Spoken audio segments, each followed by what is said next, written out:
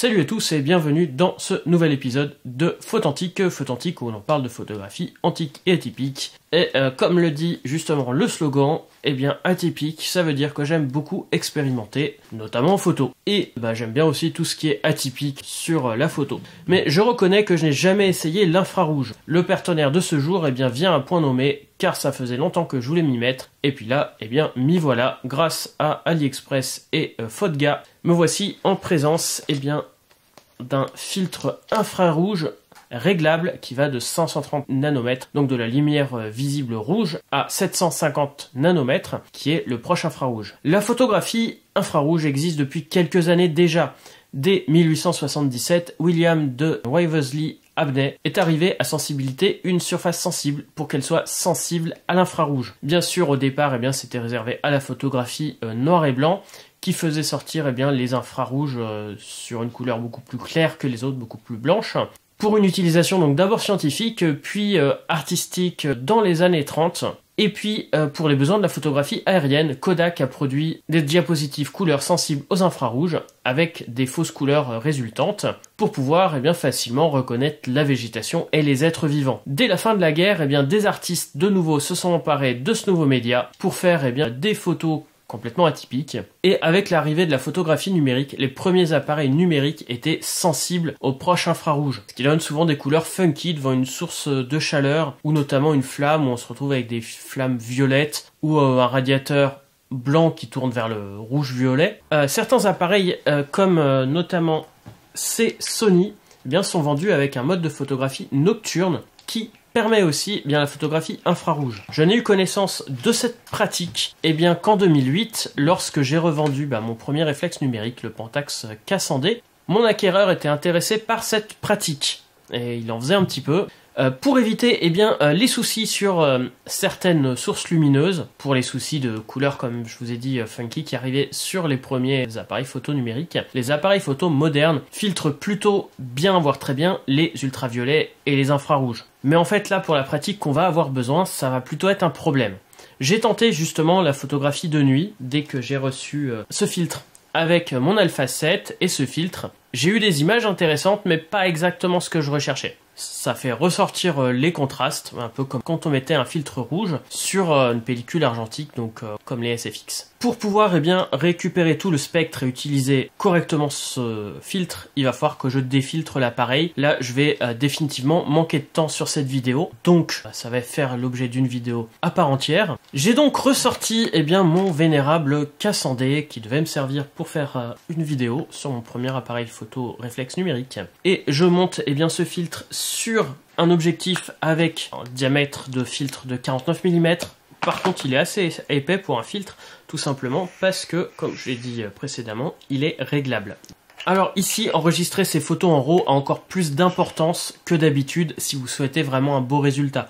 Puisque bien sûr, en JPEG, l'appareil photo va être perdu. Alors l'infrarouge, ça permet normalement de faire ressortir en blanc la végétation. En tout cas, la végétation qui n'est pas dormante. Ici, vu qu'on est en plein hiver, qui fait 4 degrés, je ne sais pas trop ce que ça va sortir. Alors logiquement, le ciel va ressortir un peu plus sombre, comme quand on met un filtre rouge. C'est un filtre rouge, mais qui va encore plus loin. Par contre, la végétation devrait ressortir très claire. Je suis pas sûr à 100% de ce que ça veut donner ici sur mon K100 qui n'est pas défiltré, en sachant que je suis à main levée à 800 ISO. Je vais tenter plusieurs valeurs au niveau du filtre, voir s'il y en a une qui fait ressortir un peu plus la végétation. Et puis en regardant ensemble le résultat, je suis pas franchement sûr là.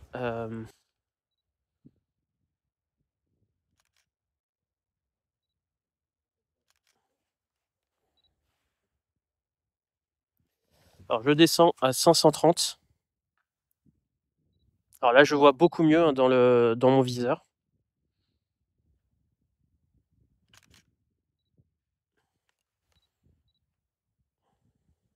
De redescendre et on va ouvrir.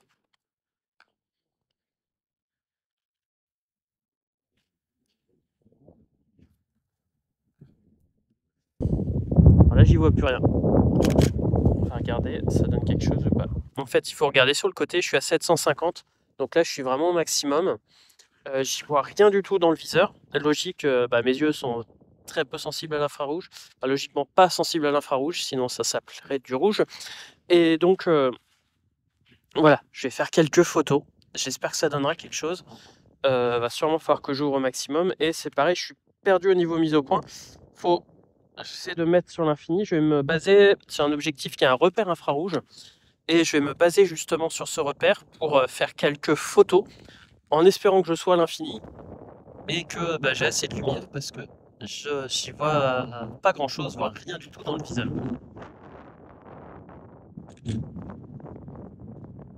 Alors sur ma photo, je vois là que j'ai quand même une image qu'il va falloir retraiter derrière, qui est bien rouge et violette. Par contre, je me suis rendu compte que le 18 mm que je suis en train de tester en même temps, eh bien je peux monter le filtre infrarouge dessus. Je vous envoie donc pour le 18 mm sur la vidéo qui est dessus. Mais voilà, je vais pouvoir aller un peu plus loin et faire quelques photos justement avec le Sony Alpha 7, puisqu'apparemment, eh bien, ça passe. Il est sûrement il est moins sensible aux infrarouges que l'autre, mais c'est assez drôle puisque quand je descends, là, je vois quasiment pas la différence. Je vois pas où je suis en fait. Il faut juste que je regarde la sensibilité de l'appareil et je sais si je suis à fond dans les infrarouges ou pas. Et ça me permet aussi de voir que c'est sûrement un double polarisant avec un filtre qui est appliqué dessus, rouge et je sais pas trop quoi, une autre couleur mais c'est un système en effet de polarisation puisque à certains moments, eh bien, je vois la croix.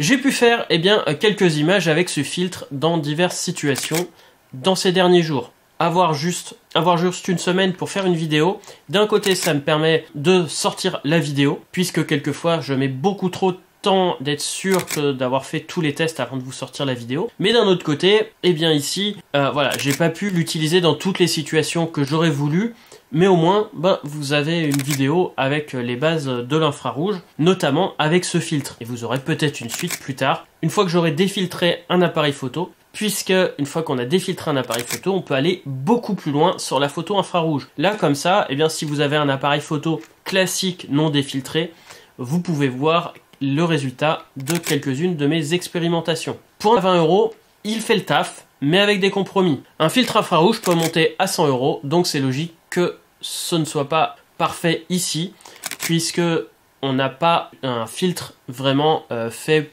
pour une utilisation professionnelle. Sur une focale standard, je l'ai monté donc sur 28 mm et 50 mm sur APS-C, il fait son taf. Et c'est plutôt pratique de pouvoir régler la fréquence, puisque plus on est dans les infrarouges, moins il y a de lumière qui rentre.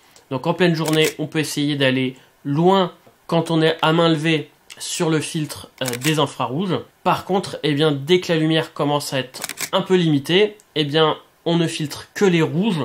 Enfin, il y a toujours les infrarouges qui passent, donc l'effet va être beaucoup moins important. Mais par contre, ça permet d'avoir une image quand même, puisque sinon, il faudrait obligatoirement un trépied. Et encore, j'ai essayé des photos de nuit, où là, y a rien du tout, il n'y a pas assez d'infrarouges qui passent.